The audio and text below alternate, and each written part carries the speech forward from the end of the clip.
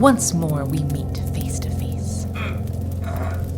You cannot get away from me that easily. This is a dream. It's some kind of nightmare. Is it a dream? Does it matter? You seem thirsty. Drink. I am a little... I'm not as thirsty as I thought. What do you want? Who are you? Some call me Beelzemon. Are you the one? You cannot hide it from me forever. You cannot even hide yourself from me. Not on the highest mountain or in the deepest cave. I know you down to the smallest hair. Are you expecting glory? Power? Did they tell you the eye of the world would serve you? What glory or power is there for a puppet? The strings that move you have been centuries weaving.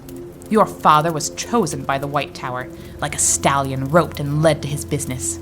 Your mother was no more than a brood mare to their plans. And those plans led to your death.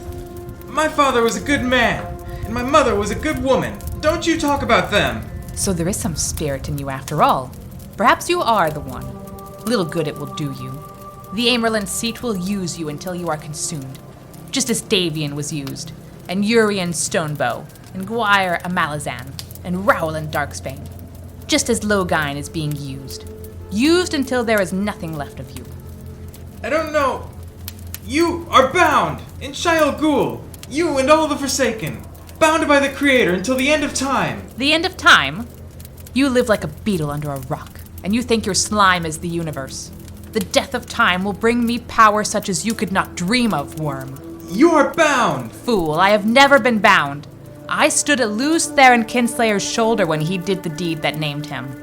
It was I who told him to kill his wife, and his children, and all his blood, and every living person who loved him, or whom he loved. It was I who gave him the moment of sanity to know what he had done. Have you ever heard a man scream his soul away, worm? He could have struck at me then. He could not have won, but he could have tried. Instead, he called down his precious one power upon himself, so much that the earth split open and reared up Dragonmount to mark his tomb. 1,000 years later, I sent the Trollocs ravening south, and for 3 centuries they savaged the world. Those blind fools in Tar Valon said I was beaten in the end, but the Second Covenant, the Covenant of the 10 Nations, was shattered beyond remaking, and who was left to oppose me then? I whispered in Arthur Hawkwing's ear, and in the length and breadth of the land, Aes Sedai died.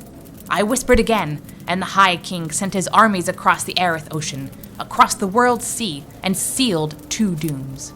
The doom of his dream, of one land and one people, and a doom yet to come. In his deathbed, I was there when his counselors told him only Aes Sedai could save his life. I spoke, and he ordered his counselors to the stake.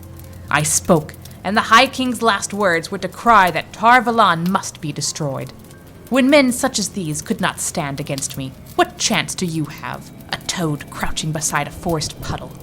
You will serve me, or you will dance on Aes Sedai strings until you die, and then you will be mine. The dead belong to me. No, this is a dream.